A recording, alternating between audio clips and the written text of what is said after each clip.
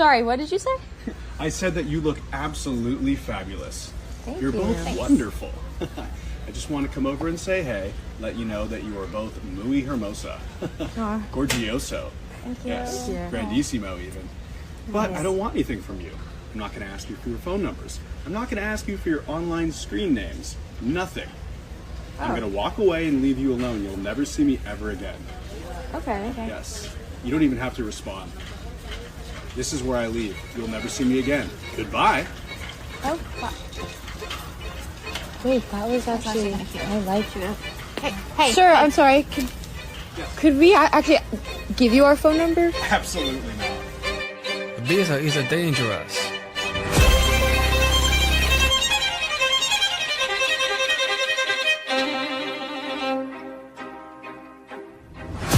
I'm not condemning these people. I'm not saying that they're bad people. I'm saying that they're dumb, okay? You haven't figured out that you're being lied to by this machine yet. You're a fucking idiot, and I can't help you anymore. Aliens, dollar collapse, demolishing of the deep state. Just because they've given you, as a conspiracy theorist, everything you wanted, don't go on a victory tour just yet. And strengthen your relationship with God.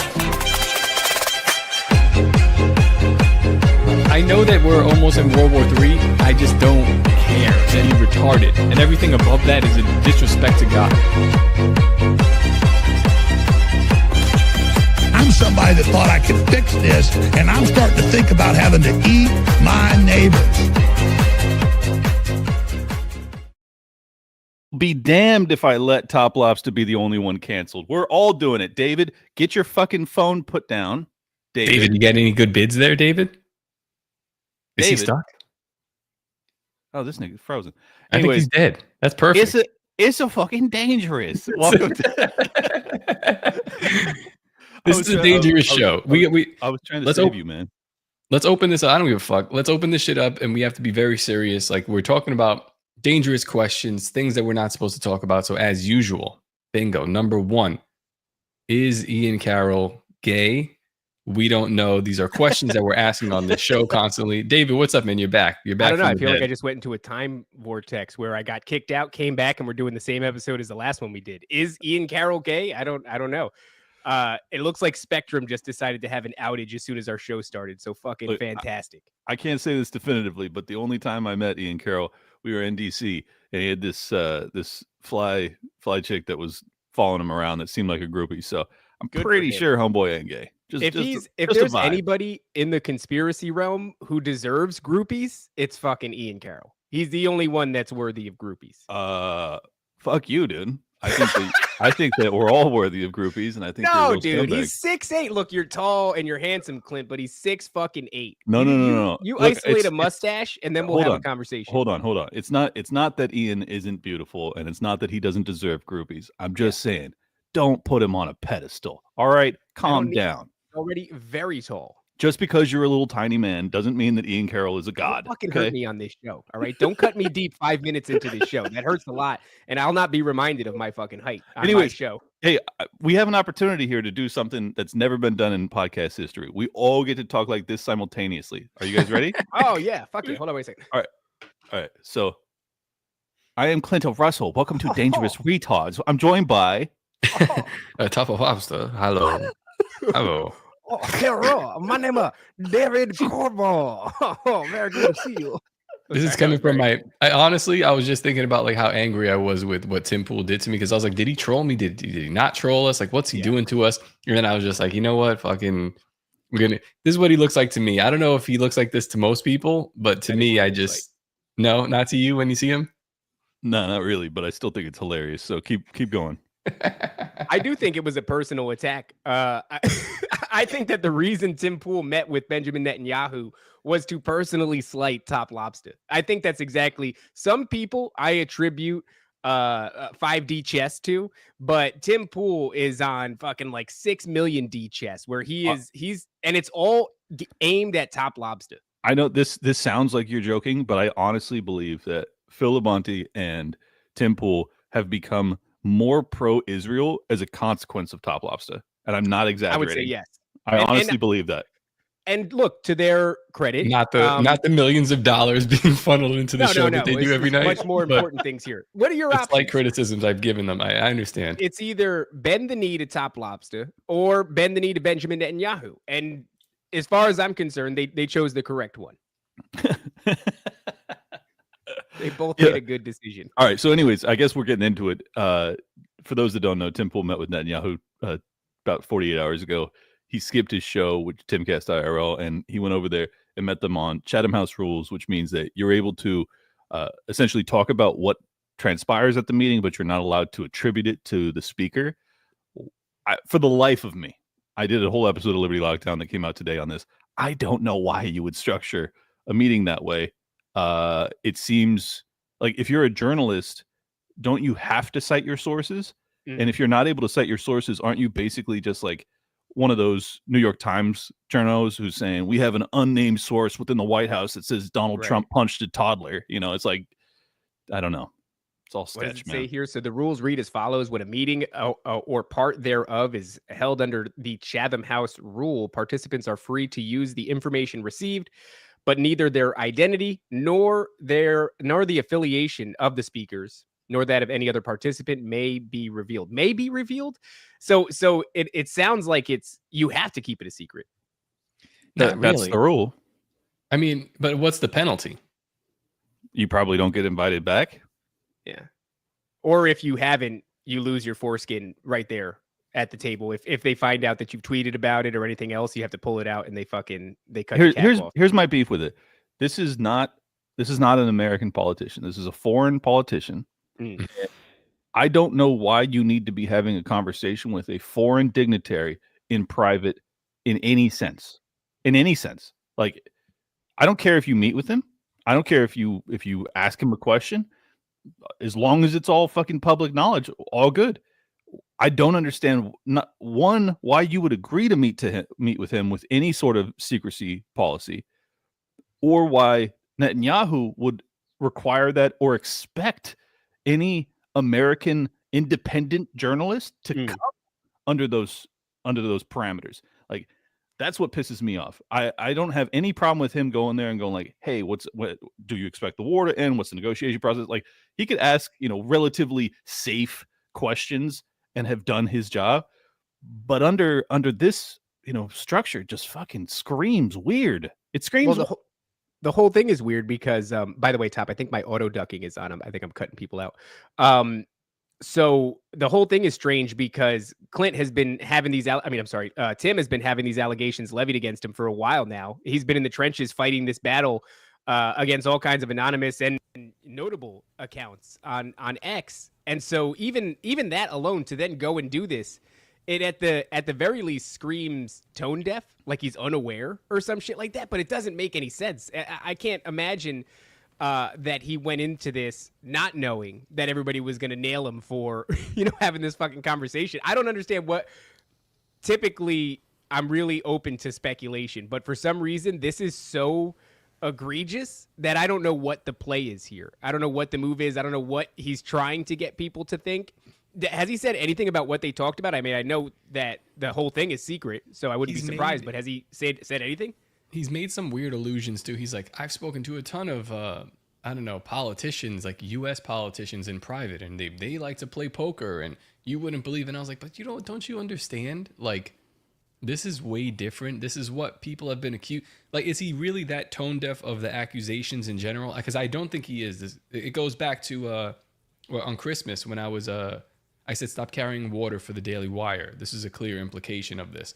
Like, the entire time that we were on his show, Clint, this is what we talked about. We talked about the Daily Wire. We talked about Jewish contracts and Steven Crowder. It's always the same thing with these people. And now it's like, well, here it is, like kind of like laid to bare. And I don't know what to make of it either. I wish it didn't look the way it does, because what are we supposed to do now? This is a guy that is, like you said, like, if it's not like friendly fire, like, again, I'm not friends with Tim Pool, but he should be like a non-enemy combatant, or like he's not an enemy. He's just alongside and he's fighting. He's a civilian on the nation that you're trying to dominate. He's definitely he's definitely fighting. He's in the battle, but he's not somebody that I am paired with. But he's not somebody that I'm against. He's just a guy that's like there. So I don't look at him as an enemy, but like he's in a different battalion.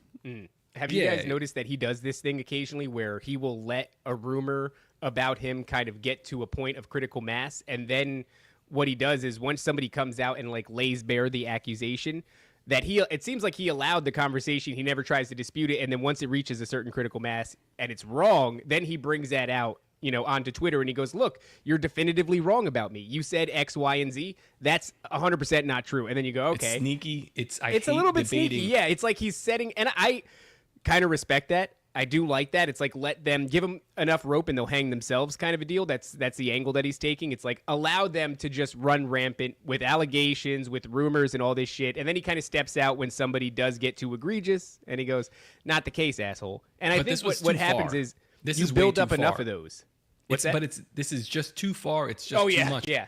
I know what he's doing here because like, he's going, look at the rules. The Chatham House rules actually say that this XYZ is like, nigga, you know what you did. You met this dude in private. This is what it was. It was behind closed. Nobody knows what was really said there. Dave Rubin was there, Molly Hemingway, a couple of other people. It's like, it looks extremely shady, and it's not a good look, especially given the climate, which you, of all people, understand. You were one of the people that kicked this kind of thing off with Kanye West. You understand what's been going on. You've been warning your guests about like a criticism or extreme criticism of Israel for a long time. So if this was coming from somebody who was kind of clueless, I'd be like, all right, I don't know. He understands the game. He knows what he's doing here. Well, it looks even worse because people like Dave Rubin, you know, you guys give Tim Pool a lot of shit, but Tim Pool is like a moderate on Israel. He really is. Dave Rubin is not. Dave Rubin has gone hard in the paint for the past 2 years, justifying everything that they're fucking doing. And a lot of fucking Con Inc. people have been doing the same thing. Tim really hasn't done that. He's just like, I don't want to talk about it. I don't want to give them money or munitions, but at the same time, like, I don't want to engage with this. It's obviously a third rail topic that he understands is going to destroy his business, and he's just like, I don't want to do this. Okay, let's just let me not talk about this. No. But Dave Rubin goes the other way on it. This is what with Dave Rubin, with Ben Shapiro, even Steven Crowder up until a couple weeks ago, you know where they're coming from. There is no like disillusion. There's no confusion about what they're doing. With Tim, you say one thing and then you do another. And I'm like, this is like, I don't like that at all. I think I know what's happening here. It's like, okay, rewind like 10 years ago and people used to go like, oh, you're being homophobic. You hate the gays. And you're like, I don't hate the gays. I just don't want to see them have sex in the street. And they go, okay. And then something else comes along and you're like, you know, maybe we shouldn't be giving these kids hormone therapy. And they go, you're transphobic. You hate the LGBTQ community. And you go, no, I just don't think they should. And eventually they do it enough where you go, you know what? I do fucking hate the gays. Is that what's happening here? Is it like, Tim, you're a fucking shill for Israel? He's like, nah, I'm not a shill for Israel. I just don't really want to talk about it very much. And they go, okay. Hey, that thing looks very much like just a big yarmulke on your head. He's like, no, it's not a big yarmulke. It's a beanie. It's not. You kind of getting those things confused. And they go, okay. And then he goes, you know what? Yeah, I think I am simping for Israel. You know, maybe that's what happens. Maybe we've made a fucking monster. Maybe it's our fault. Hold on. 13 minutes, 15 seconds, 13 minutes, 38 seconds. I need those drops. Those are phenomenal drops. I'm going to bookmark that. When I read his tweet, in which he's using to defend himself, saying like, he's like, I'm going to meet with Netanyahu today. I won't be on my show. I was like, this guy's hilarious. It's actually funny to say that. And then to do it, I'm like, oh my God. I can't believe you would do that. Like, reading it, I read it as humor, but then I don't think anything he says is humorous at all anymore. Like, he's posted 2 memes in 2 different fashions, which I'm like, I don't even understand what this means. It's just people screaming. It's a guy at a door with a butterfly in it. It's like, is this like Project Monarch? Like, what do you even get? Oh, the meme about it's AI generated meme. I don't like it.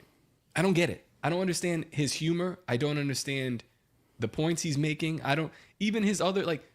He is just on a roll of doing and saying the worst things that you could do. Like he's defending this other guy. He's defending Carmelo Anthony as well. And I'm like, I just don't understand Tim Pool, but he does this shit all the time. And maybe he does it for clicks and likes and stuff. But guess what, man? It's going to come with some like real accusations. I'll tell you. There's something about this world that I'm in that I don't understand either. Because like, just to give you an example, Jeremy from The Quartering, about a year and a half ago, was lighting Tim Pool on fire over and over and over again over this, over him, like not talking about Eliza Blue. Like he wouldn't talk about it because like Tim is more of a straight news guy in commentary in that arena, and he just wants to stay in that lane. Jeremy does more, social commentary and shit like that. And they were like at odds, and then Tim just like forgets it and is like talking about how he wishes him well with his coffee company and shit like that. And I'm just like not that dude. Like if you come at me sideways, like you're forever dead to me. And I don't accept the, I was just dragging you because I wanted, clickbait material to help with the algorithmic juice on YouTube. It's like I'm a human being. So what I'm getting at is like there is a level of like just performative like performance and we can do whatever we want. We're all in the same game. We're just trying to get the most subscribers, most viewers, most live streams, most this, most that, most money, and everything else is secondary to that. And I just can't relate to that. Like I'm like, oh, what? You were mercilessly destroying Tim Pool, and now you're like buddy with him. It's just strange. It's strange. Have you ever experienced the phenomenon? And I think Top has probably experienced this. So Clint, you'll go on the offensive, but you do a lot of like blocking people. Like if somebody fucking annoys you, they just get blocked, and that's the end of the day. And you care about the information, and so a lot of your back and forth with people is about the information. But sometimes I just drag people. Right. And I call them faggots, and I get really obtuse with them, and I will dunk on them mercilessly. And what I've discovered is if I do that long enough, it becomes the horseshoe theory, where I actually come all the way back around to the other side, and I'm like, you know what, this guy's not so bad. And I don't know why that happens. Trial by fire. Yeah. It's something about, I think it's like a hazing thing. Like you bust your buddy's balls. You ever have like somebody that you grew up with and you started off adversarial and then they became good buddies with you? I think there is something about just shitting on people mercilessly until you like them. So with the whole Jeremy from The Quartering thing, if he really is going through this period all those years ago where he's constantly attacking, eventually you kind of like, you look at the relationship and you go, this feels poisonous. And it would feel better if I liked you. I want more of it. You. Yeah. Well, and then you don't know, so you try it again. You attack them more aggressively, and you honestly, besmirch I think them some more. I think what you're explaining is that you're attracted to toxic relationships, and that's fine. Generally I'm not, but look, I'll be the first to admit, yeah, ball busting amongst friends is fine.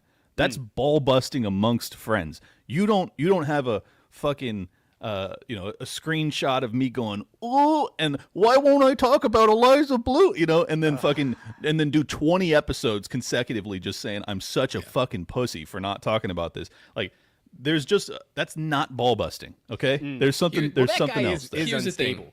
Yeah, that guy's. I don't really enjoy his Jeremy. content. I saw him for the first time. He looks like fucking Shrek. He's a hideous man. He looks all fucked up in the game, baby. For the record, I don't have a beef with him. I don't have a beef with Tim. I don't have a beef with him either. He just looks fucking crazy. I'm just explaining the dynamic. That like these people aren't like me. Okay, that's what I'm trying to get to. Like we're just different people. I don't understand how they function in the world. And the reality is like both of them make an insane amount of money talking shit on the internet.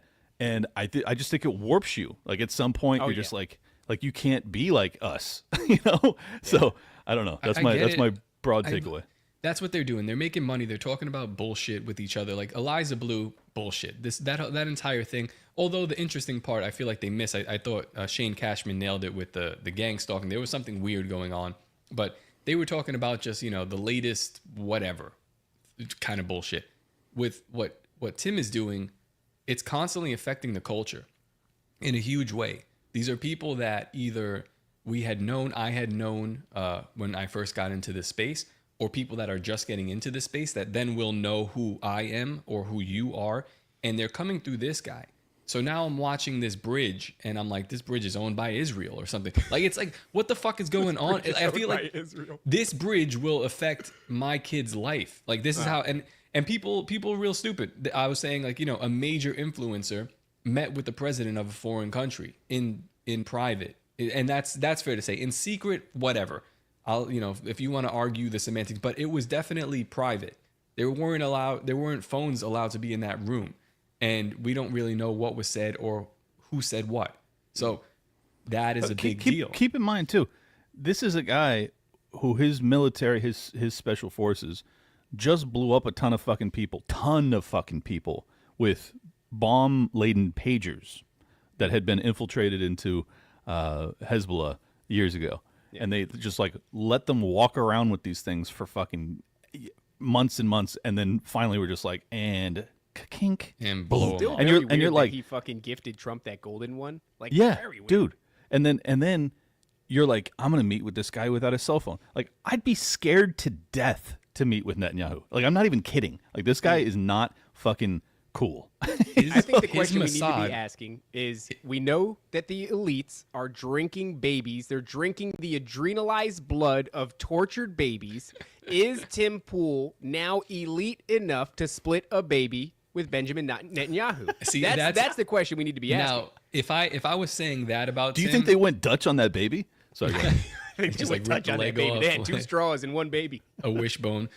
See, if I would have said that would have been like very crazy. But I'm just saying, you met with a guy that said that like his agency, this is their slogan: by way of deception, thou shalt do war. Fuck. This is not good. That's a crazy slogan. Yeah, and it's like, now, for the record, it's a great fucking slogan. That's awesome. It's a great slogan. It's a banger of a slogan, but it tells you everything you need to know. Yeah. If I was in the war game, that would be my slogan. Unfortunately, I'm in the t-shirt game. So by way of deception, we sell t-shirts. But this is just way more nefarious. And I'm like, I don't know what he believed. I don't know what Tim believes.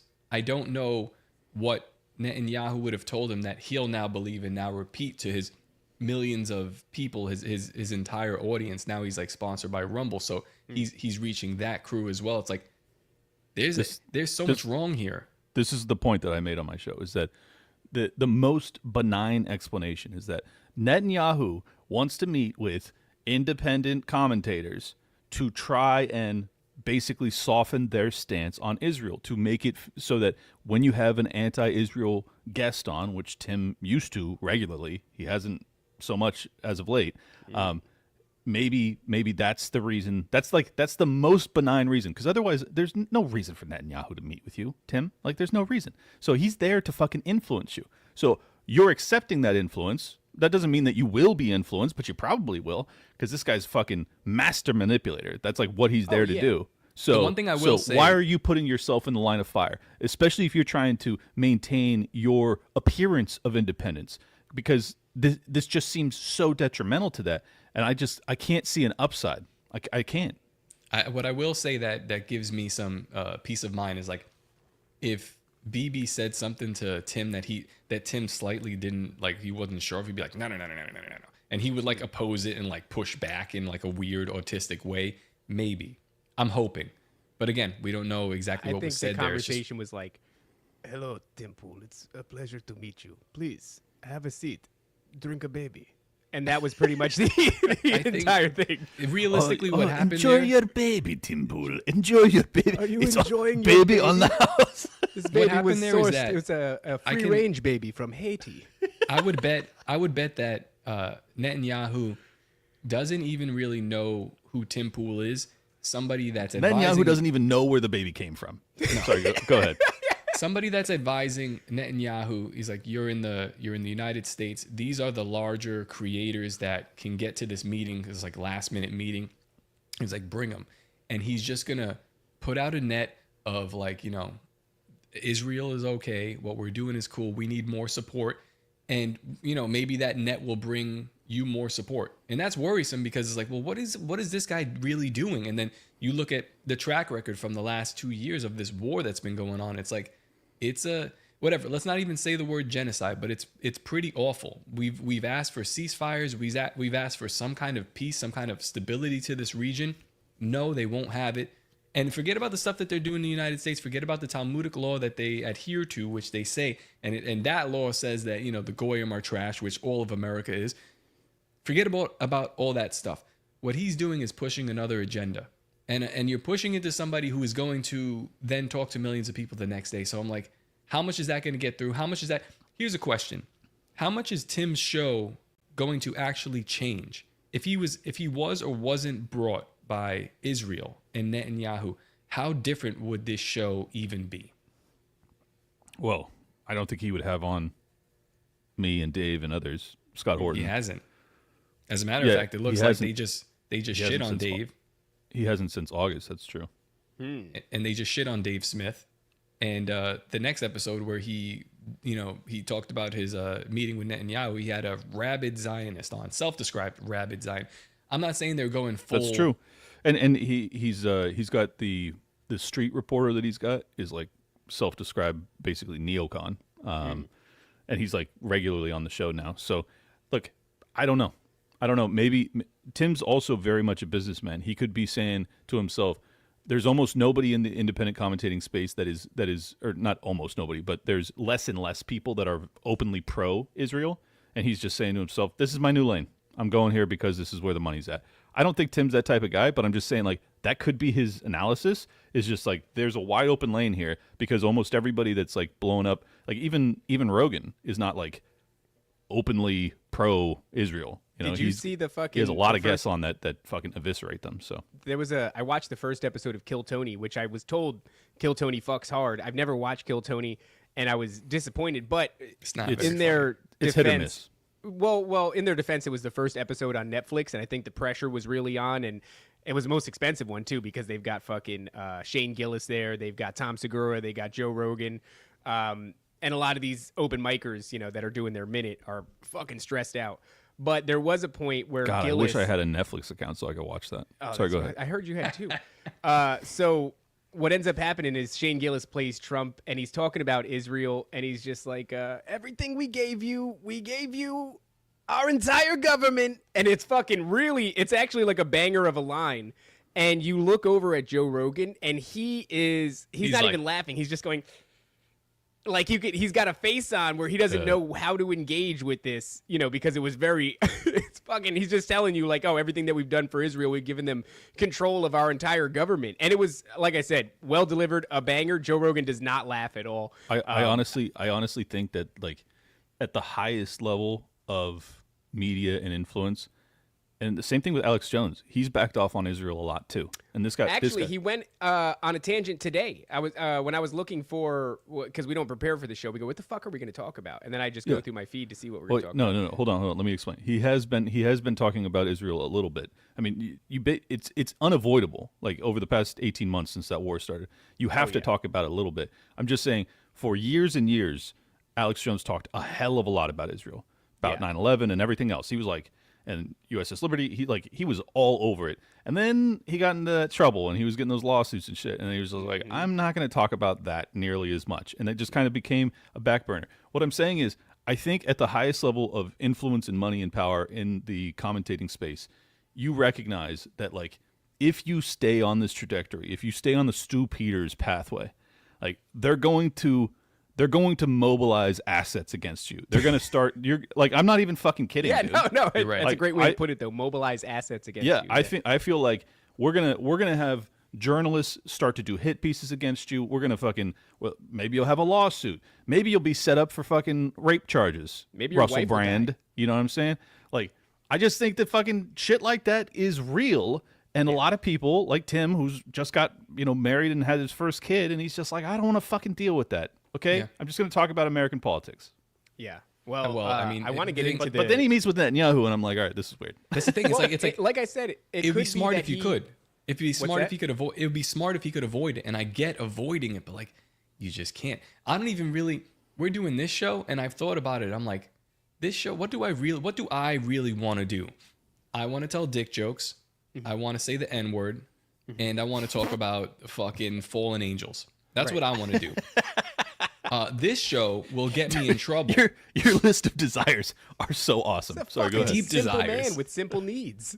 These are deep desires, convictions, some would say. But this is the kind of show where it's like, I feel like we got to talk about this stuff. No one's really talking about it. Well, I mean, they are, but not to like this level. Like they're not crossing the line of insanity to humor and then also to truth.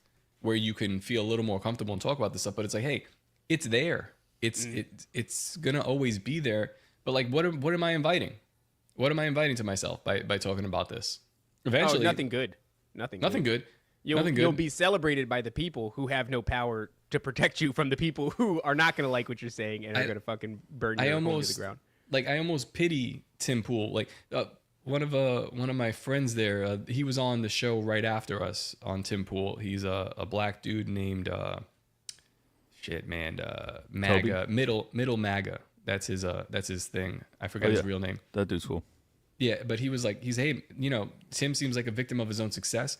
He set out to do a show, did it, got really big, and now the concept of your show is to deal with these things, these issues, and now they have come to fruition. Like, imagine if Nephilim Death Squad grew really big, and then all of a sudden the Nephilim materialized, and we're like, fuck. Now we got to talk about these things, and they're 17-foot giants with like cannibalistic teeth, and we're like, well, what do we do? What do we do? Stop the show? No, it's like, no, we got to talk about it, right? Yeah, it's dangerous, and well, I do think that we could be looking at a situation here where Tim Pool, because of how aggressively everybody attacks him, hates the people that are anti-Israel so much that he became pro-Israel to that degree. So, I mean, who knows? But look, I know we have. I just want to be very clear. I have a personal relationship with Tim Pool, and I know for a fact that he does react very viscerally to the hate that he gets about this topic. So, like, this is not performative. It really does bother him. So I honestly do believe, I'm not exaggerating. This is not hyperbole. I believe that TOPLOBSTA has turned Tim Pool into a Zionist. Like, or at least a sympathetic to Zionism, because he's like, fuck all these psychopaths that are constantly in my replies. I respect that. I respect that, because there's oftentimes, like, people will cue me into research that I should be looking into for Nephilim Death Squad, and then they'll go on this fucking campaign about how I'm like a shill, or fucking, I've been co-opted, or whatever the case may be. And it gets to the point where, even though I thought the information was interesting, I'm like, I hate you so much, I'm simply never going to look at it. So thanks a lot, asshole, because this could be the key to everything, to understand, and I'll never know it because fuck you. So if he's coming with that kind of energy, I do appreciate that. Tim even goes on these rants, and he's like, I think that there's genuinely an op to convert people this way. Like, he thinks that. He thinks that, like, he thinks that, like, Top is backed up by bots. He thinks that there's massive bot networks that are boosting Jake Shields and shit like that. And I'm like, yeah, there probably are. But guess what? There's also fucking bots that are boosting pro-Zionist accounts. Oh, yeah. Like, it's all over the place. Just let me just make this point. There is a fucking major information war happening. Mm-hmm. Like, major. And if you think that there aren't bots that are boosting narratives on all sides, you're out of your fucking mind. Like, this is why it's so hard to, like, if you get audience captured, if you start to report shit based off of virality, well, then you're toast. You have to ignore that, and you have to stick to things that you like principally matter to you. And I just think that if you get caught up in, I'm getting these, these trolls are fucking just constantly calling me a Zio and blah, blah, blah, so I'm going to become a Zionist. Like, that's also a mistake. You just have to fucking stay the course. What are your principles? What do you believe in? And it's just very hard. I think a lot of people struggle with that. And that's where I think, so, like, again, Tim would, if he does, I don't even know if he sees my comments, or if, like, there's a bunch of other comments. He does. He's replied 100%. To you multiple times. Yeah, but that, I mean, he called me on Christmas Day and we talked about it. Phil Labonte said, "Fuck you, Top." Yeah, whatever. That's what he said the other day. But these people are retarded, because it's like, they're right in the sense, like, there is an op on one side where they're pushing a narrative. There's an op on the other side where they're pushing a narrative. But we go a lot deeper than that. And if you bothered to check out our show, but our show, David, is it's a beginner shit. It's like bottom level C-list beginner shit. So don't bother looking at it. We're uncovering a mystery that is like fucking from the beginning of time, and it somehow deals with the Jewish people. And the circumstances around it, it's just like, honestly, it's like good and not good, depending on what you believe. If you're an atheist, clown, midget, like Phil Labonte, you don't believe there is a God, you walk around and dry fire your gun in the morning and sing your shitty songs. There is no God.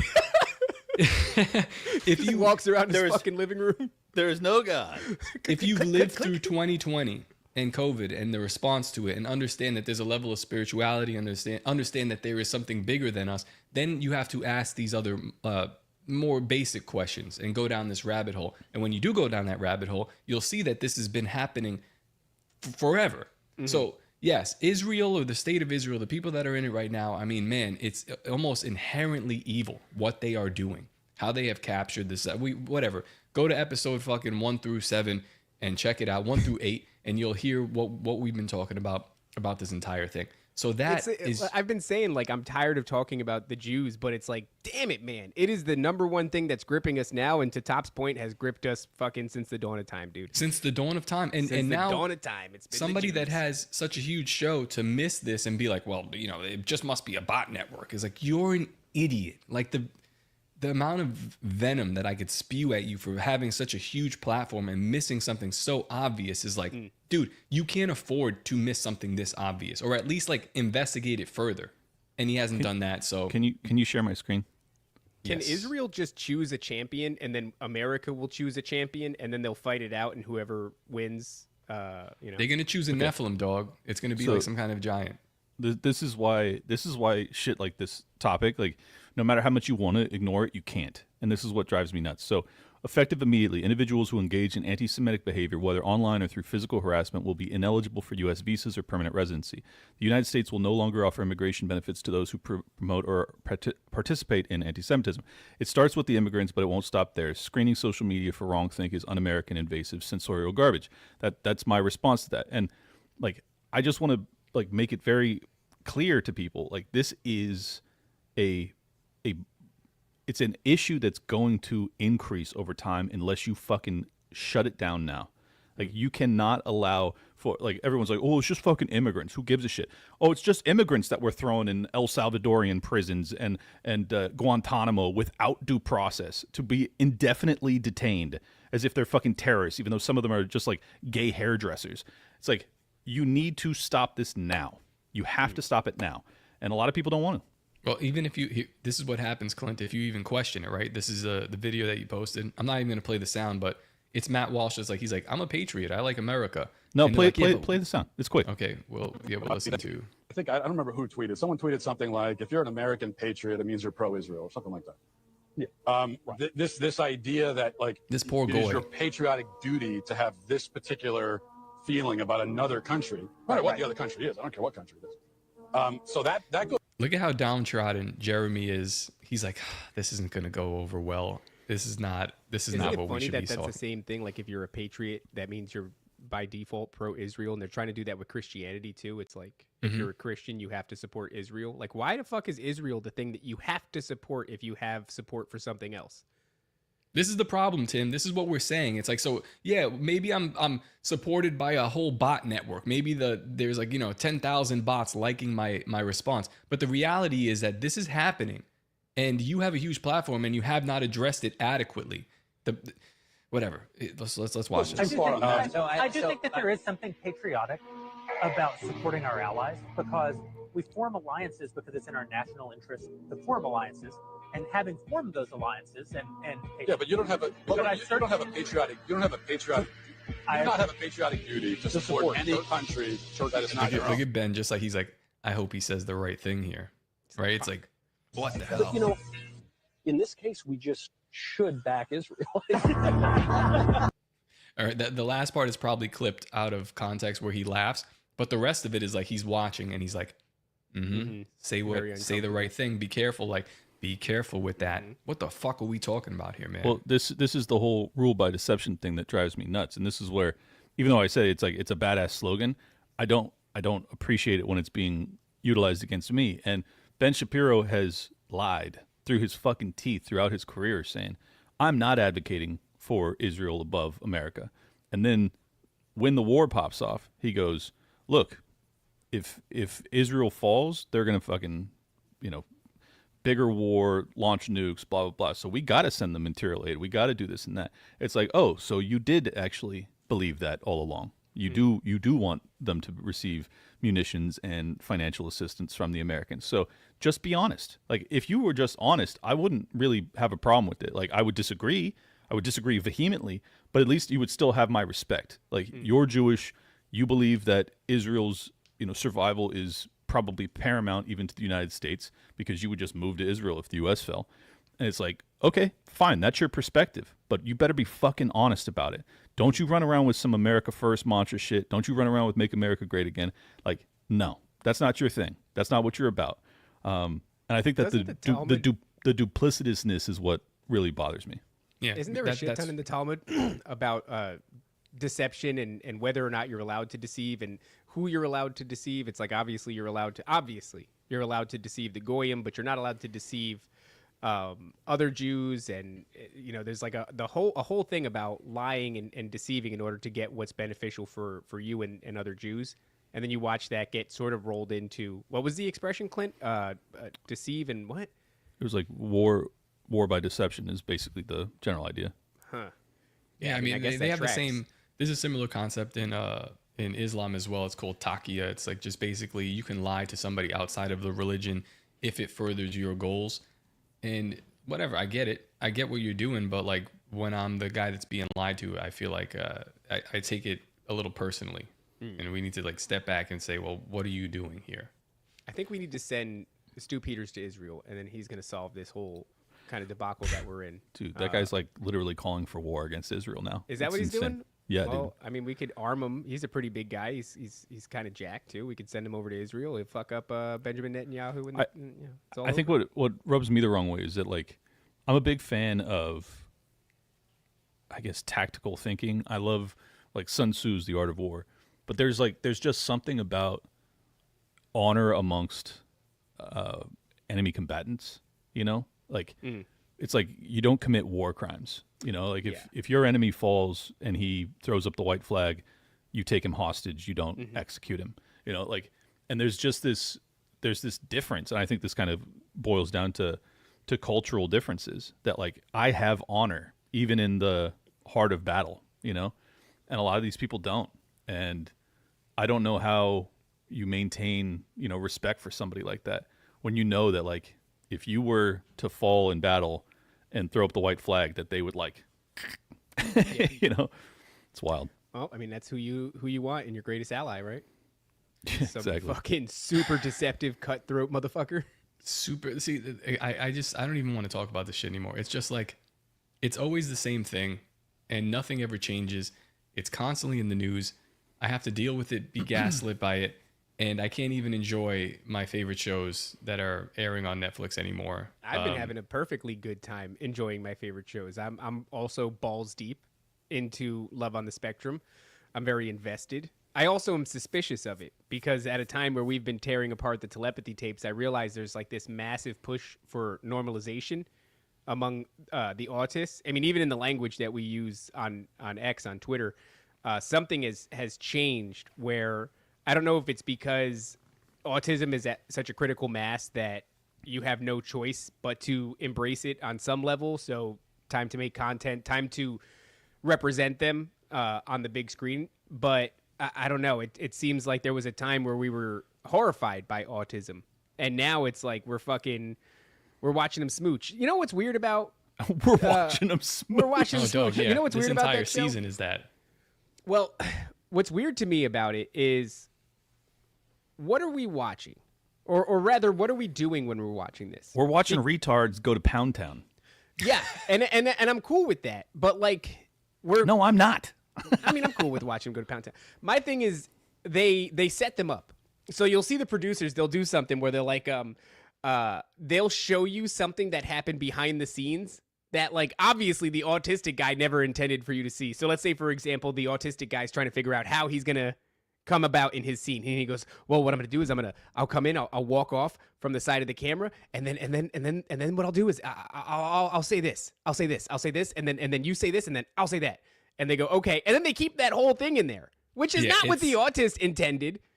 What I'm getting at is they are, they're giving it to you in a way that's comedy.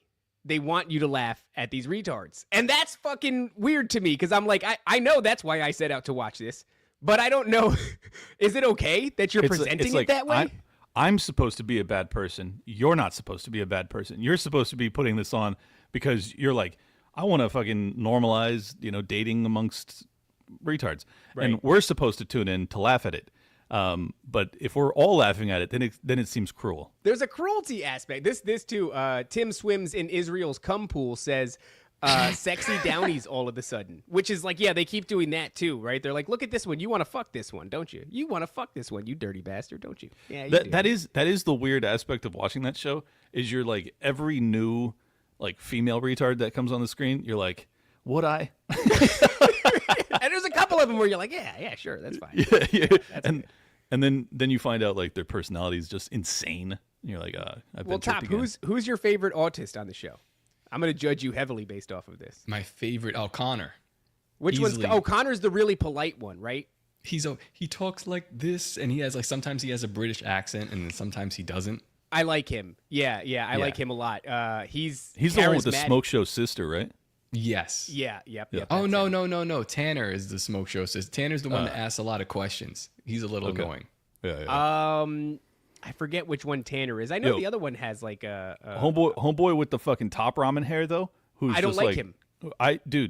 This is what I want to talk about, okay? Because that's right. I've gone hard in the paint against homeboy for years now. Really? Since the first moment I saw him on TV, and I'm like, this is one of those tards that fucking has a samurai sword, and then it's like he goes to his bedroom and he like pulls out the samurai sword. Yeah, this dude. Hey, by the way, Top bought me that shirt. Man. I did, right? Literally bought me that. My wife and I are watching Love on the Spectrum, and we go, that's the shirt that Top got you. And then I'm forced to go, did he do that on purpose? Did he get me the fucking shirt that the retarded guy that I hate wears on the? Oh my God, I think he fucking did. That shirt is insane. It's a great shirt. The problem with this guy's shirt is that it's buttoned all the way to his throat. That's insane. You can't do that. It's got to be open. You got to show chest. Yeah, no, if you don't show chest in that shirt, you're a literal psychopath. And this guy is. And this is what I don't like about it. And he's just like, it's so obvious that he's abusive towards his parents. And his parents are just like, they're just like, oh, we love you so much. And we just hope that you can get a wife so you can get the fuck out of our house, you piece of shit. Us. Yeah. No, the best thing about his parents is that, like, I love when you watch this, watch the interaction. His parents have dealt with his shit for so many years that they're just done with it. Yeah, he's like, oh, mom. And they'll do shit to, like, poke him. And when they poke him, it feels like I'm watching an episode of The Office, because they'll say something and they'll be like, James, maybe put some shoes on, something to cover your toes. And he goes, oh, and then they look at the camera and they go, yeah, right? Yeah. You guys see this, right? You guys see this shit, right? Bro, your analysis of this is so spot on. His parents, you're right. Like they've basically become so callous to his abuse, because he's so abusive towards them. That but then now the only joy they have in life is to kind of needle him, like just ever so slightly. They're like, hey, could you do this? And then he goes like, fucking mom. He doesn't. He does a lot of. I want to see. Where they made a supercut of Macho Man Randy Savage, and all he's doing is breathing. I want to see a supercut with this dude, because he's constantly like, honestly, I don't know. He's like a Jewish Macho Man Randy Savage. He really is, dude. And what I don't understand is, if you have an autistic kid who is seemingly constantly on the edge of exploding with rage, because that's the impression that he gives me, why would you allow him to have the most extensive sword collection I've ever seen? Oh, dude, you got to play this. Turn the volume up, please. Yes!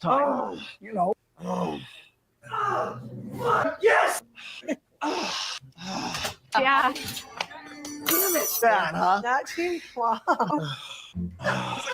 detective? I'm sure that you would not need a fully functional double-edged sword.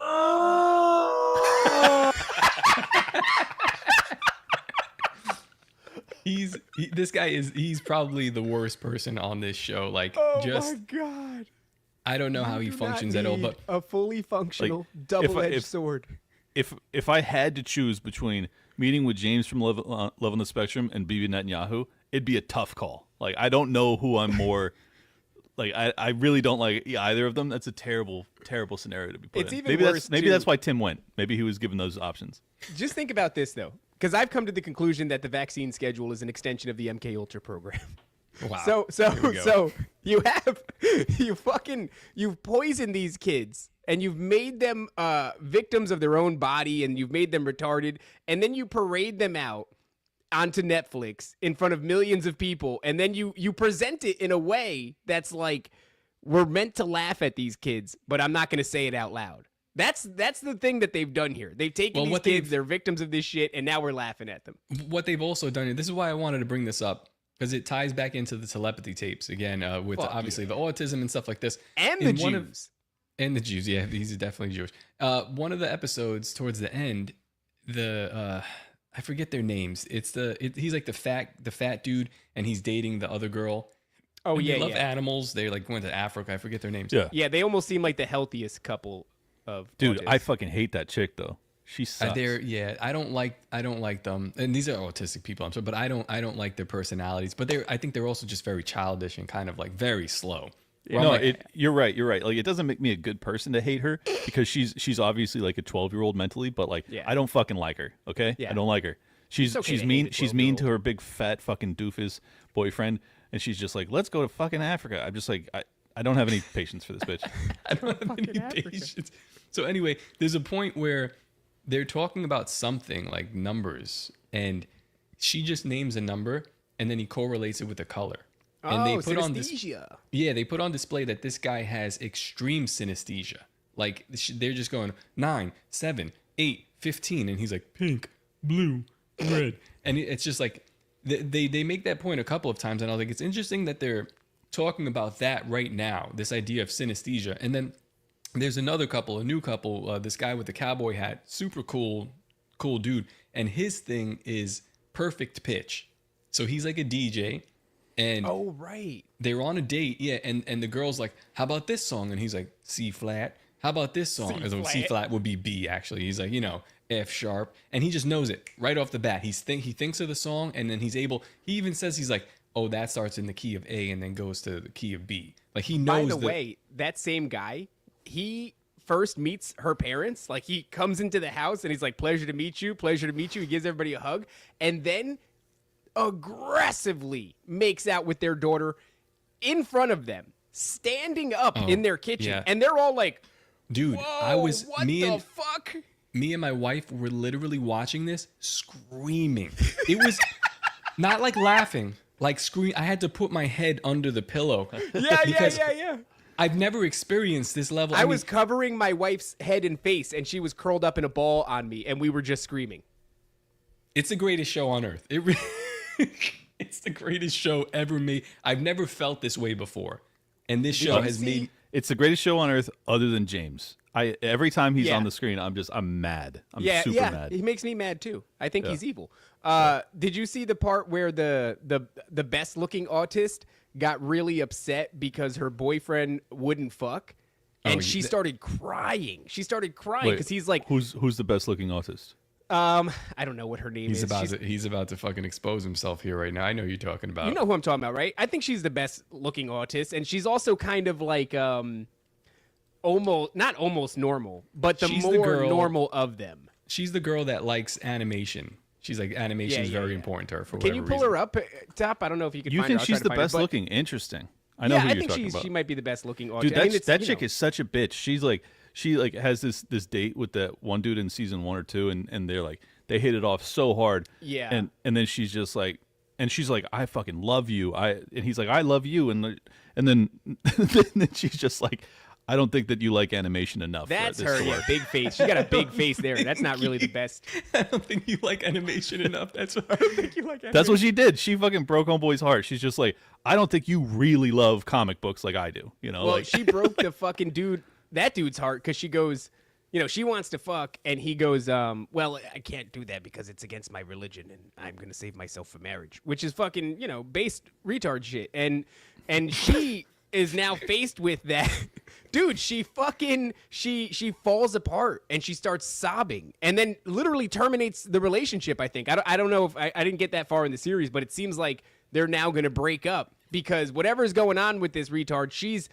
You're all good. Thank you, Xerox. She is fully all she wants to do right now is fuck, and it's super crazy. Dude, and that is other the thing end all that's- be all like deal breaker if you can't. The other fuck thing her. that's crazy about that broad is that she's constantly getting fucking lit on the dates, before the dates. She's just like, with her and her mom, they just take shots of tequila, and she's just like, dude, it's just like fucking lubing up a tard and just send them into the wild to go get That's what banged. It's happens, just like, yeah. it's crazy behavior. It's and such this an one tard interesting is for show. God, and she's not.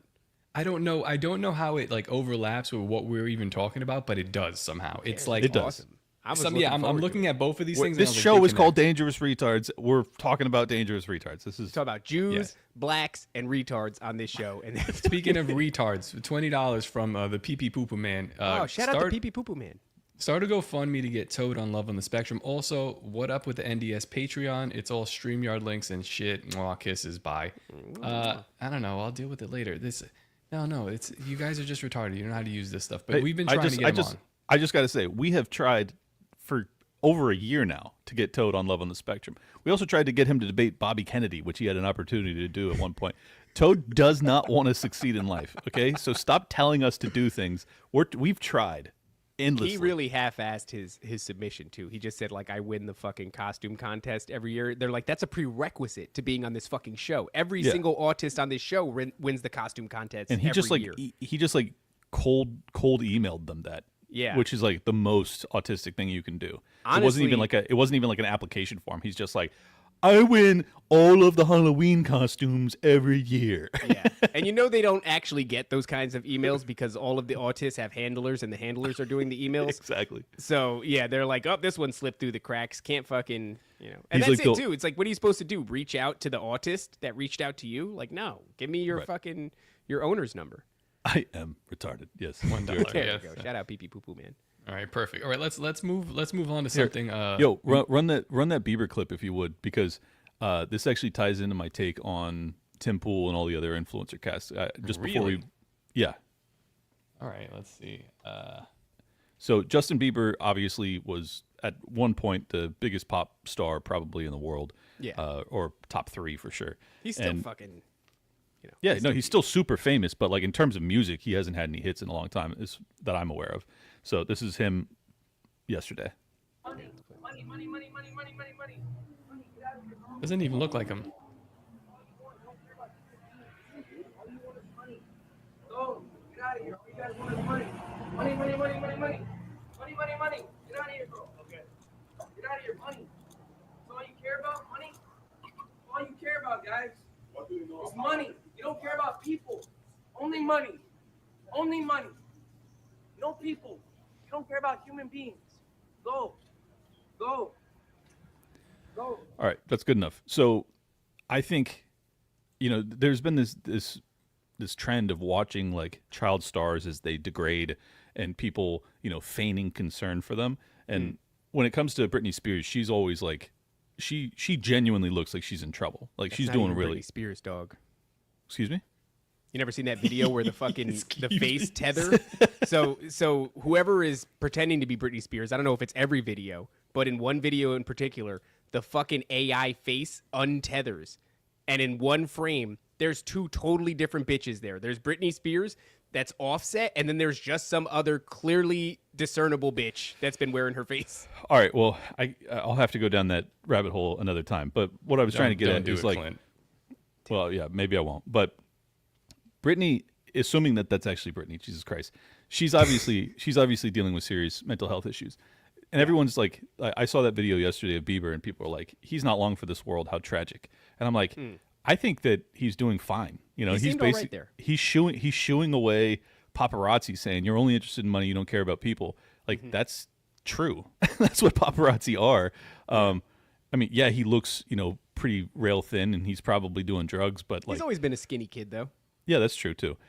Anyways, point being, like, compared to other child stars, Bieber still seems to be keeping his shit together relatively well. And I think that the truth is that like these people are almost universally abused in vicious ways, and particularly given if the allegations against Diddy are true, which many of them seem to be true. Bieber's relationship with him when he was 15, 16, like and also Usher, like the odds that Bieber made it through this entire process without being fucking abused is like a 1% chance. So I don't know. I'm just saying I have sympathy for these people. Anyways, the point that I'm trying to get at is like, then once you see these people who were child stars and the most famous and rich people on the planet, and then they get into their 30s and their fucking, the kind of stardom starts to diminish a little bit, and then you see them lash out in certain ways. I just have a lot of sympathy for it because it's like these aren't normal people, and this is kind of I just wanted to tie that into what I said about Tim and Jeremy and all these other guys. It's like at some point you just can't be a normal guy anymore. Rogan's a good example of this. Rogan is like as normal as you can be for being one of the most famous people on the planet, but that doesn't mean he's normal. It just means he's doing a good job of staying as close to being a regular guy as he can. You ain't never seen that video of fucking Justin Bieber sucking off Odell Beckham Jr. in the club? Yeah, I seen that. That's sad. But I mean, who hasn't though?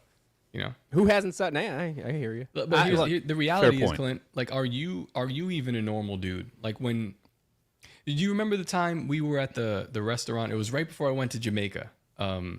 We met you guys, you, Josie, I think Jose was there, and there were other people, and we were at some restaurant. You did a libertarian event.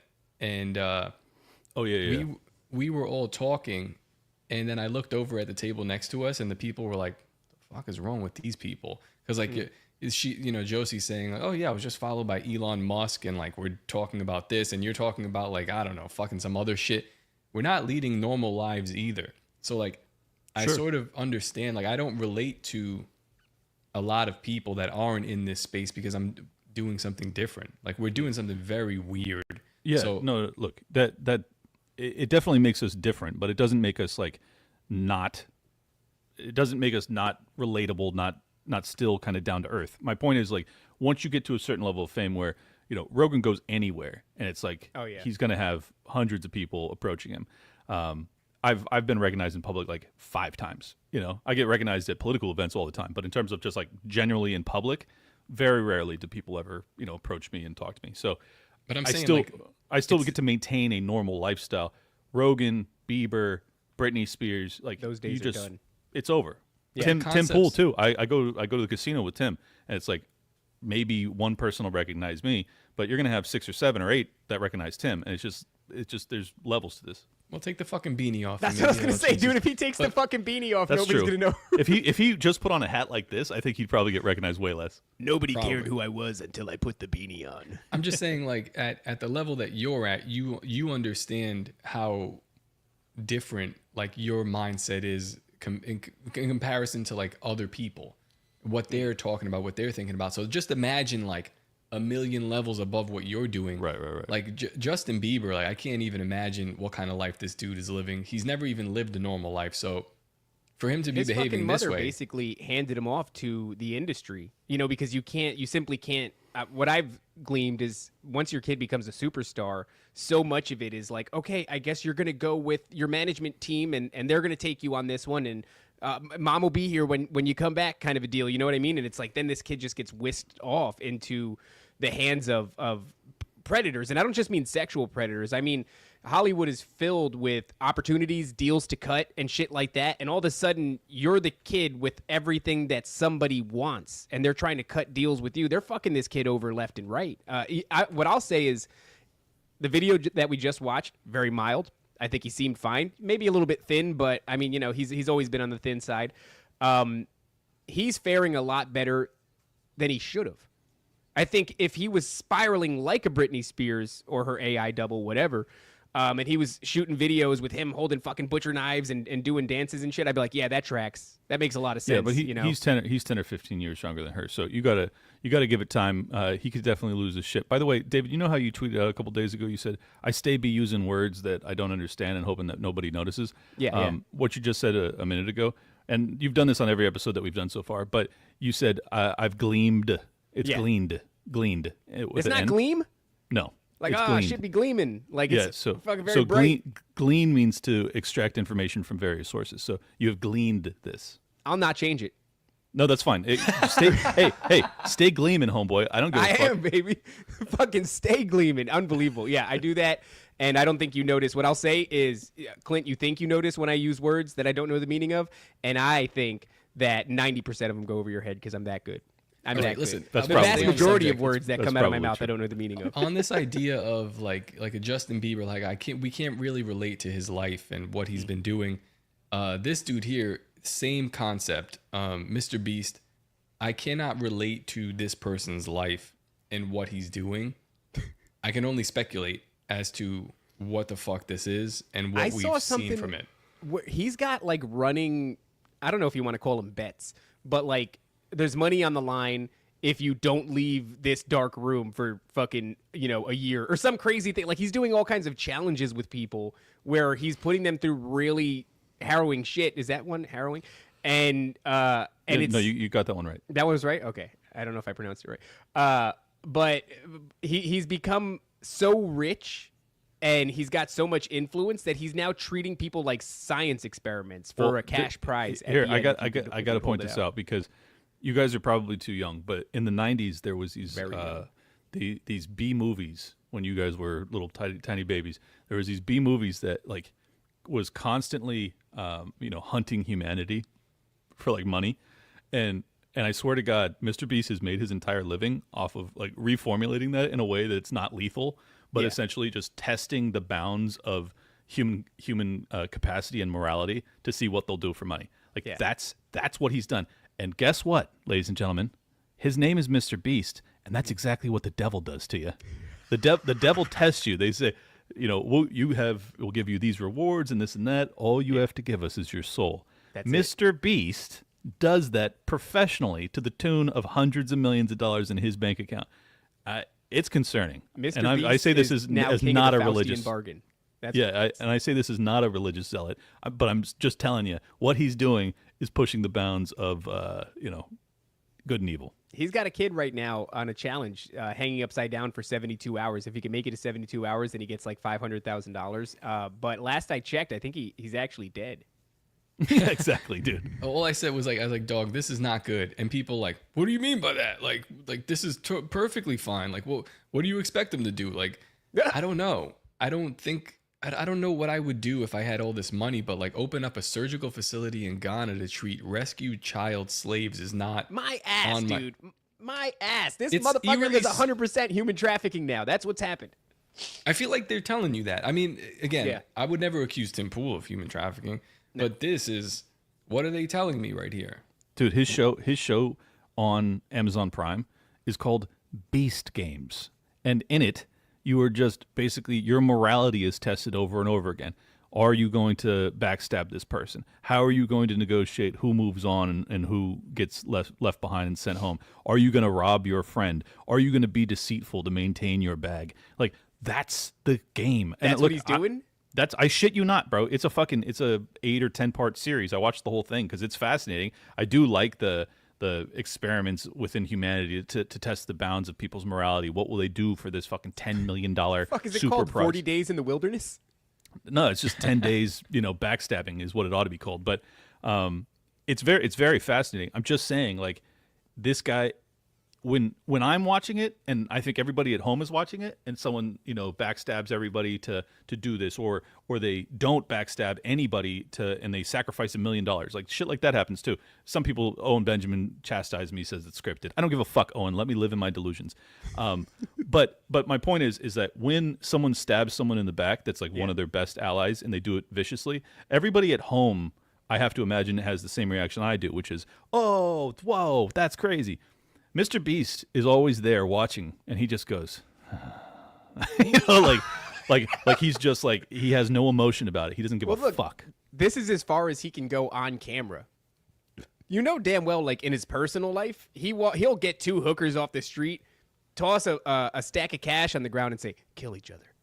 And they'll fucking look at each other. They'll look at the money. They'll look at him, and then they'll start trying to kill each other. That's what he's doing in the privacy of his own home. Like he's like the type of dude that buys 2 prostitutes. He says, I'm prepared to pay you $10 million to fuck me, but I'm only fucking the one who survives the battle royale to the death. Incredible. You know what I'm saying? That's the only way his dick gets hard anymore. I swear to God, that's the only way. That's the only way his dick functions. Look, this is for the parents out there. You guys are going to know this one. So there's a I don't know if it's still active. I imagine the kid grew up, but there was a popular children's channel on YouTube called Ryan's Toy Review. And Ryan's Toy Review, for those of you who don't have children or don't know, is a small Filipino child whose parents basically made an entire series for him. And all the series is Ryan gets whatever the fuck Ryan wants, and then he reviews the toy.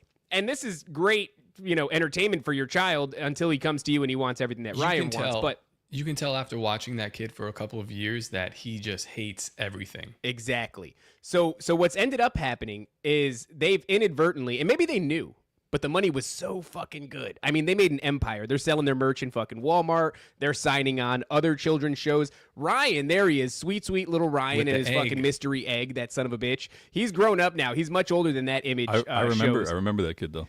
What happens when you give a child every fucking thing they've ever wanted at the ripe old age of 5, and then they build an empire off the back of getting everything they've ever wanted? That kid is going to struggle so hard to find anything that gets his juices going. Yeah. He's going to kill his first hooker at 17 years old. He's like, I have to.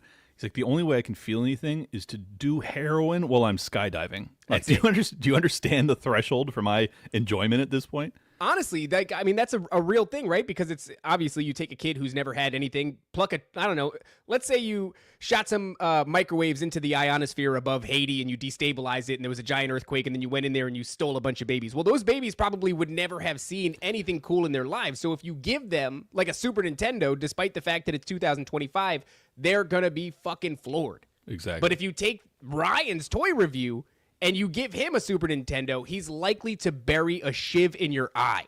There's no fucking way that kid would not feel anything less than insulted for that. A kid from Haiti, you give him a game, like you give him Pong, and he's like, this is fucking unbelievable. 100%. If you wanted to, and you said, hey, look, this is really the deal, child from Haiti. We came here to drink your adrenalized blood, but we don't have to kill you to do it. Let's hook you up. You play a little Yoshi's Island, have a good time, and that's it. We'll just put a little needle in you, have a slow drip. We'll come here. We'll Mario, drink the bag every once in a while. We got Mario Party 1.0, and then we're going to eat your soul. Incredible. Sounds like a good deal to me, it's dog. It's a good trade for a Haitian kid. You ever played fucking Mario Kart? It's a bag. Do you guys remember this as well? Hold on. This one here. MrBeast was actually invited to ride the Titanic submarine. Oh, yeah. You remember that thing that imploded? Yeah. But he said no. Yeah, and he's like, I know exactly what's going to happen next. Mm-hmm. It's like one of those. This is one of those weird things as well. Like so Howard Lutnick, actually, I have him in our banners here as well. Having to do with the tariffs. He's one of those people that were supposed to be in the towers in 9/11. Yeah. And you didn't know that, Clint? Right. So he's one of Trump's advisors, and his backstory is he was running a company. I forget the name of the company, but he called out that day to bring his kid to kindergarten, and boom, towers go down. All of a sudden, he's in every like influential moment in the last couple of years, just lurking in the background.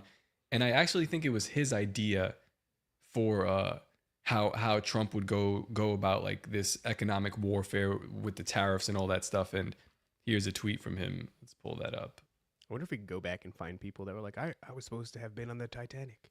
Oh, I mean, yeah, the guy from Family Guy, Mark Wahlberg, although I don't know what the hell he's doing now. So yeah, the golden age is coming. We're committed to protecting our interests, engaging in global negotiations, and exploding our economy. This dude here is just another one of those people where it's like, are you very lucky, or is this like right time, right place? Like I don't understand it. I don't know where to put them. My conspiracy brain starts going crazy. What did he say? What was the tweet?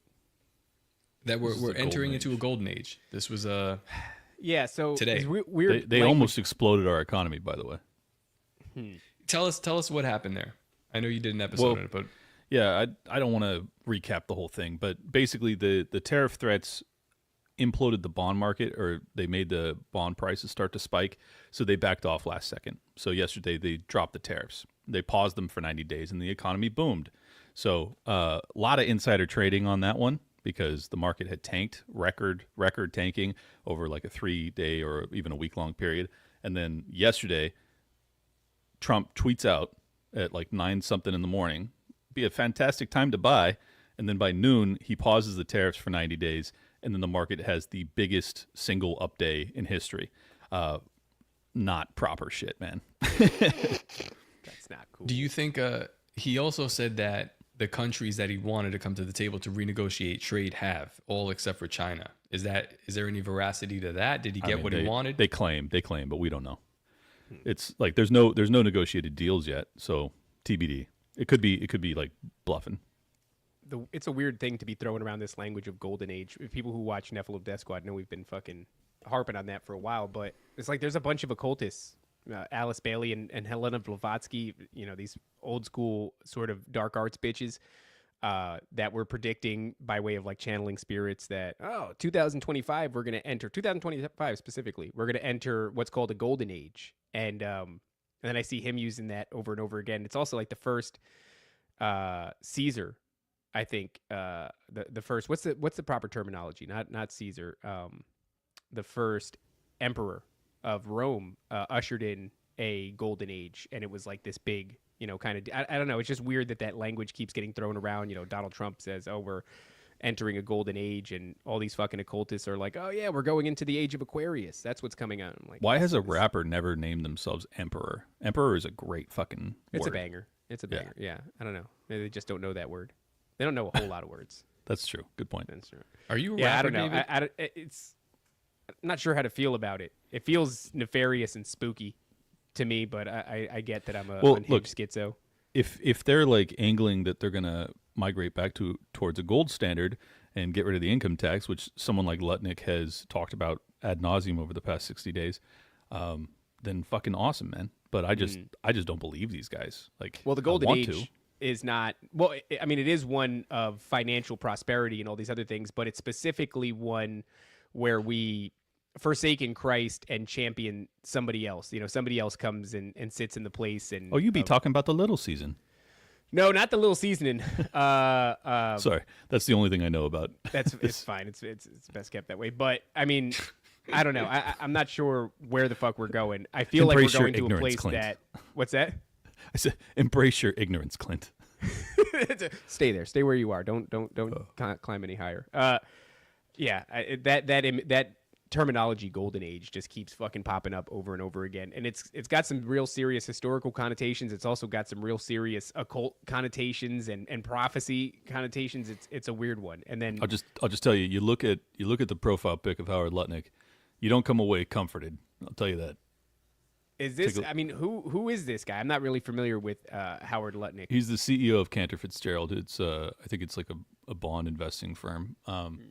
So this guy's conflict of interest is fucking astronomical. Like, you should not have a guy who's in the bond market heavy, who's an economic advisor to the president of the United States, of the most powerful country and economy in human history. Like, it's just the conflict of interest is extraordinary. So, yeah, I don't trust this dude at all. He looks cool. Guy. No, he doesn't. That guy looks like he'd sell your child. Big nose. I'm not commenting on his nose. I was just observing. That's all. Yeah, I don't know. I don't know what's going to happen. But we keep talking about it. It's like everything is moving towards a consolidation of currency, right? If you're on the Alex Jones side of things, it's been coming for a long time. We're going to have some sort of economic collapse, and then after the economic collapse, there's going to be consolidation into one currency and one world order and one currency and one world religion. We were sprinting towards that collapse until he paused those tariffs. Like, the bond market feels like they just play with it. They can do whatever the fuck they want. Yeah, they can. I mean, this is the thing that people don't understand, is that, like, once you've demonstrated that you can whipsaw the economy like this from the presidential level, just with like basically threats of tariffs and then pausing them and then increasing them and doing whatever the fuck you want. Okay, fine. Yeah, like, you whipsawed the economy into its biggest up day ever, and Trump brags about it, even though it was like the worst 2 consecutive down days ever just before that. But here's the reality: if you, as an investor, if you're a money manager, like, you can't, in good conscience, deploy capital in this economy, because you realize that Trump 90 days from now can be like, all right, I changed, or 10 days from now, 5 days from now, 5 minutes from now, he can just say, change my mind, tariff plan back on, light switch on, and the market can tank. So it's like, this is not a real investing environment. It's all fiction, and that's not sustainable. For people who have that sentiment of like the money's not real, which it's not backed by anything, and the inflation is fucking insane. And if you can really just do that, which we know that like Wall Street, a lot of it is just, it's all based off of perception and emotion. How do you feel like this is going to do or that's going to do or whatever, and it can be changed by somebody just coming along and saying something. And then you look at what we have now, which is, Elon Musk and Donald Trump have really cornered, I guess they're the most influential voices in social media, not just the presidency, right? I mean, obviously he's the president, it's fucking Trump administration, but this is something far in excess of that this dude can just tweet. And we watched him do it for his first administration. He made a lot of really funny tweets and a lot of really scary shit and yada, yada. But now he can approach a market that is almost entirely fictional, based off of nothing but emotion and perception, and then just say one fucking thing and swing it massively in either direction. It's like if there was ever a time where that sentiment of your money is fake rang true, it's truer now than it ever has been. That's such a great point, and I hope people are internalizing that lesson. When he put the pause on the tariffs yesterday, in 10 minutes, there was somewhere in the neighborhood of $5 trillion in wealth accumulated. $5 trillion. Wow. That's a quarter of America's GDP. Okay, for the fucking year, and it happened in 10 minutes. And that's just, now it's all paper value, it's all nonsense, right? But I'm just saying that's a 10-minute swing based off of a pivot from the president of the United States, who should not even have the capacity to do any of this without congressional authorization. So we don't live in America anymore. We don't live in a free market anymore. We don't have any legitimate value behind our money, our assets. It's all fiction. It's all fiction at this point. This is why I got out of the game. I was managing hundreds of millions of dollars, and I was like, nope. I'm not going to be liable for this shit. But isn't it fantastic that this is happening now? Like, I don't know, man. No, I'm just saying, like, that he's putting this on display. It's not a it's fantastic anymore. It's fantastic for people that understand what they're seeing. The vast majority of people don't understand what I'm talking about right now. The vast majority. They're just, I shit you not, Top. The vast majority of people saw 5 days down market, cried. 1 day, biggest up day ever, cheered. That's all they thought. They aren't extrapolating lessons. They're fucking imbeciles. They're not seeing like this guy tweets and then this happens. This guy tweets and then this happens. That's literally what he's been doing. Like, this is why I liked what he did in the first administration, where it's like, well, did he actually do these things? Did he actually like stop the border? Was there more border patrols? Like, no, but he said this thing, and then it stopped, or it slowed what's really down. Funny? He's a fucking warlock. He's spellcrafting the entire policy, right? Well, that's what I'm talking about. When I was breaking down like spell crafting for the people who find that very inflammatory, and I moved instead to like perception is everything. It becomes reality, and if you can create a narrative despite it not being tangible, if people believe in it, then it will become so. That's exactly what we're dealing with here when you say spell crafting, and I think it goes a little bit further into a spiritual aspect. But years ago, I was playing Grand Theft Auto 5 like when it first came out, and there's early in the game, there's like a mission to you have an opportunity to spike one cigarette manufacturer and uplift the other one. And what I learned is, because you could trade stock in the game, if you bought stock in the one that was going to rise after you shit on the other one, then you would make a lot of money at the beginning of the game. So what you end up doing is, I think you set like an explosive to go off, and it kills like the CEO of another cigarette company that was going to do a big promo.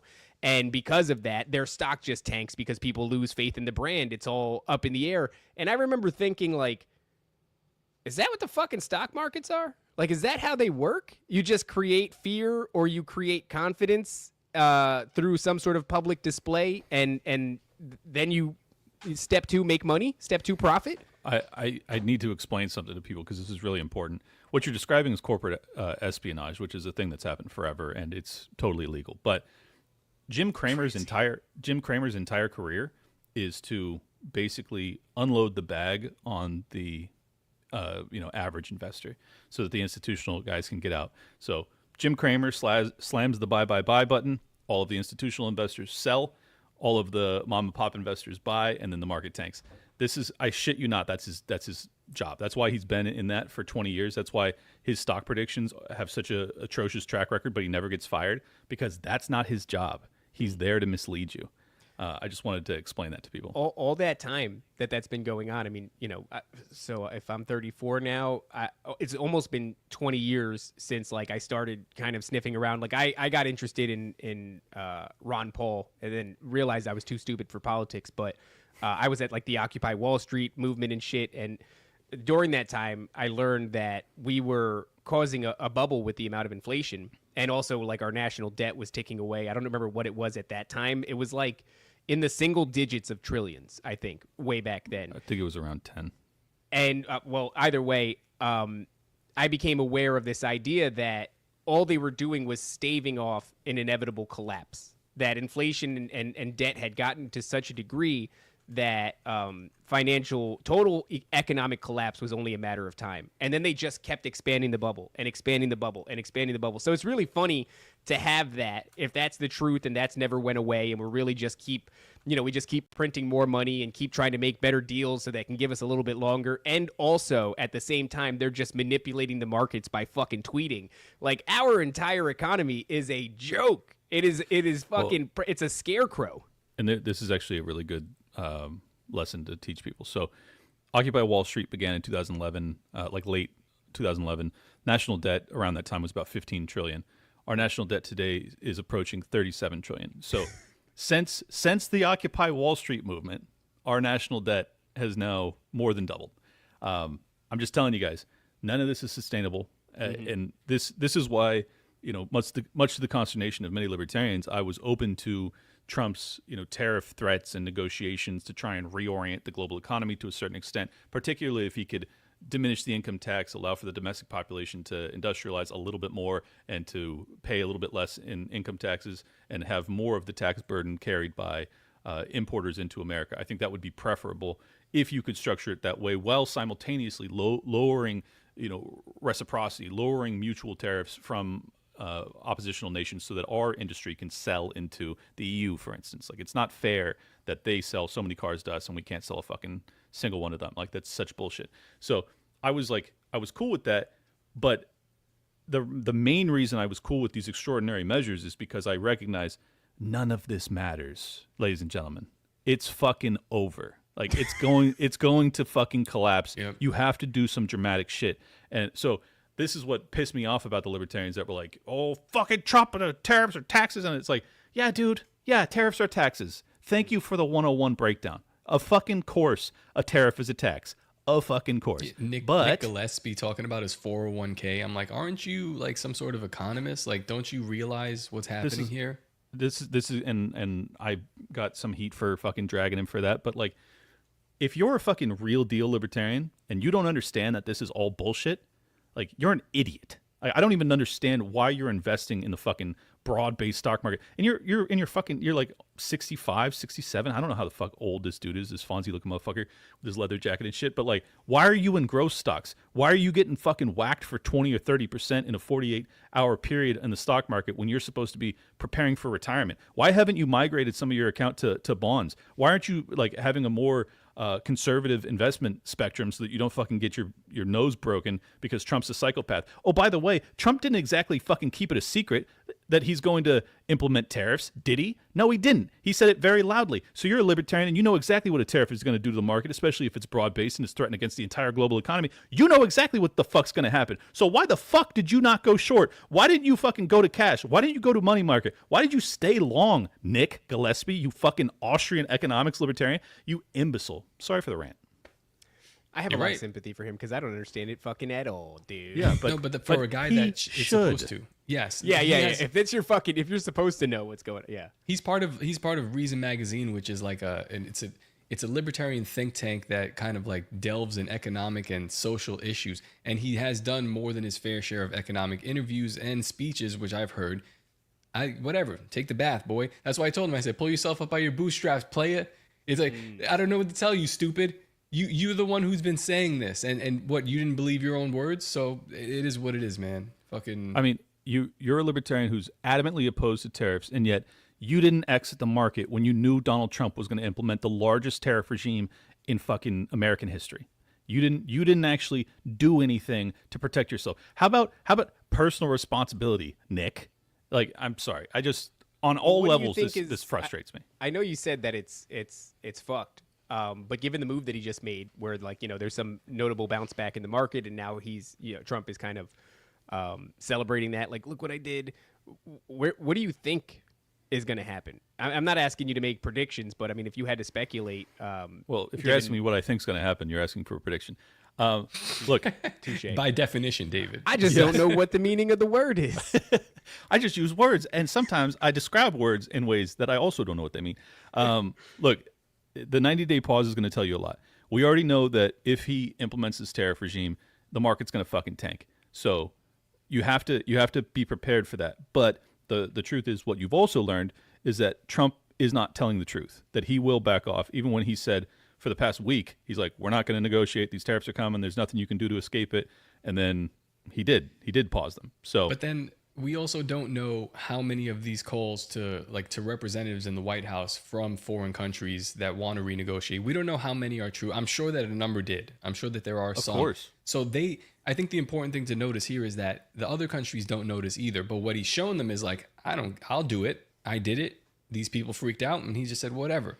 So it's like, but it's one of those things where it's like he is like slightly unstable, but also if he says he's going to do it, Nick Gillespie, then he's going to do it, and he's done this multiple times. So it's a warning to other countries. We're going to see what happens. It's negotiation. It could just be that, like a couple of days of fluctuation in the perception of the market, and he knows that he's going to rebound it.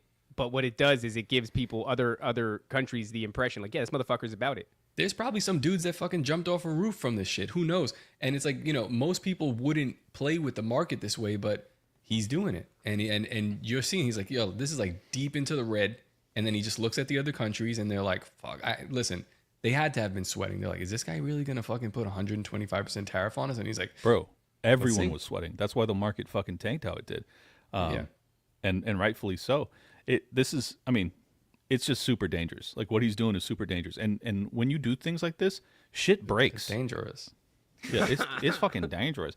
Like shit breaks, and you can't just repair that.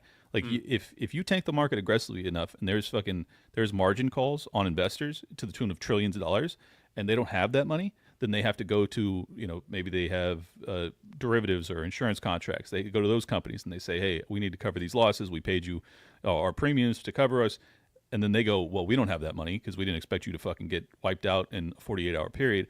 And then they go bankrupt. And then there's derivative contracts that are on them, and they have other counterparty risk with other insurance companies and other banking institutions. Basically what I'm saying is you can create a global, you know, implosion as a consequence of playing this game. So this is not a game, is what I'm saying. You know, a lot of people just go like, advantageous though, right? If you subscribe to, like I said before, that whole fucking Alex Jones New World Order kind of thing. If you want to consolidate somehow, if you do have big plans to pull off some crazy shit like that, you have to burn to the ground the pre-existing system. That kind of goes in. I'm not saying that that's what's going to happen, but that's what that dude Cliff High's data set said to expect pretty much now. So it would have been February, March, April, and May that were going to be pretty fucking rough. And then, you know, come June, we were going to come out of it somehow. And he said that it had economic implications and that, people were going to be, I guess, at sort of congressional hearings, and they were going to be freaking the fuck out. And he didn't know, like, the nature of why they'd be freaking the fuck out. But it seemed to be. That happened this week. There was Democrats that were freaking the fuck out because of what was happening in the market. But here's the thing, and I advise this to all Trump supporters. Like, you can be a revolutionary. I love revolutionary spirit. You have to be cautious that you are not just burning something down for the sake of burning it down. You actually have to have a vision for what you're going to build in the ashes. And a lot of these people don't. And I question sometimes whether or not Trump does either.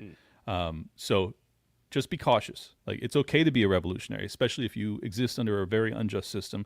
Sometimes revolution is necessary.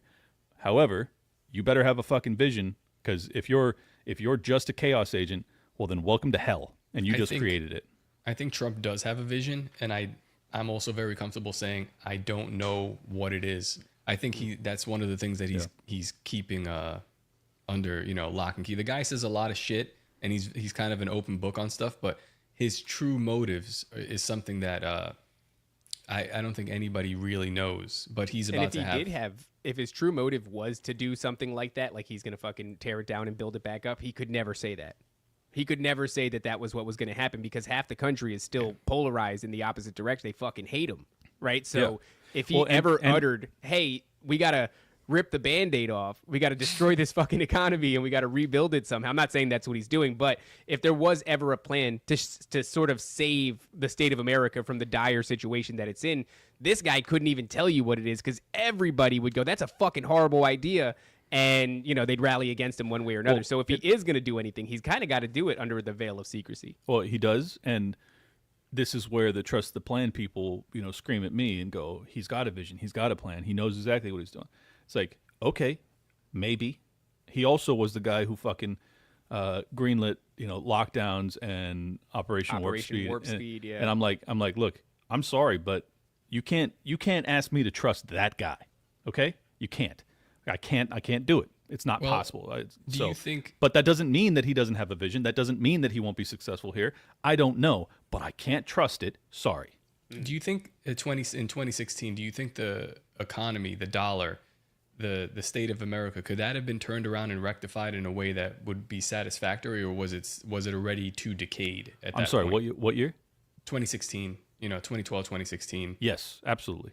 You think so? Oh, absolutely. Yeah. Okay. I mean, I was just saying, if you don't think so, operating on that idea, then, you know, the lockdowns, Operation Warp Speed, which is, you know, twofold. That's like vaccines, but Operation Warp Speed could also be like, yo, we're accelerating this, we're moving this forward. And we kind of did see this acceleration of this controlled demolition of America over the last 8 years, from, you know, the Biden administration to like maybe 1 or 2 years into Trump's administration, 6 years, let's say. So it's like, if the plan was to knock it down, rebuild it, and not tell anybody, it seems like that's what we're fucking doing slowly. Yeah, but here's the key. There's great resets, and then there's great resets. You know, there's World Economic Forum great reset that collapses everything, and we all own nothing, and we're never happy again. And then there's fucking great reset where like we actually create a solid foundation by which our children can thrive. Okay, so I don't know for sure if Trump is an agent of the Great Reset or the Great Reset. Get what I'm saying? That's the question. You said before that he's spell casting, and Marina Abramovic called him the great magician that would awaken the masses. And I don't think that's a positive connotation. No, yeah, but that's not comforting at all. It's not comforting at all, actually. So whatever happens, if it's the great reset for the positive, you know, I worry that people will galvanize to him like some sort of fucking God King. A lot of people have. All right, guys. Either way, it's not good. Let's fucking bring it in. We were supposed to talk about Stu Peters debating Gary the Numbers guy, which is actually very funny. There's no debate there, though. He's just going to call him a fat Jew, and he's going to be right about it. Gotta say really quick before we go, I did message Stu, and I was like, look at this. Gary has been using an alt to put satanic hexes on different people. It's so crazy. And then he put this up. It's actually very funny because this guy, Gary the Numbers guy, happens to be the manager for, you know, the Fresh and Fit dudes, which are now anti-Israel. It's a fucking, when Tim is talking about this stuff about bots and all this, like this crazy mess, he's talking about this shit. You're not talking about me. It's a delusion when you're looking at what I'm saying. You're delusional because you're looking at these people as well. I'm telling you the truth, bro. Take a step back and look at it. This is crazy shit, but I think a lot of it's true, man. I would just like to say in closing, Gary the Numbers guy is a faggot. That's all. That's all. We could end it there, guys. We could bring it in for a landing. That's all. See you later. Thank you guys for tuning in to Dangerous Retards, episode 9. We love you. Peace. Peace.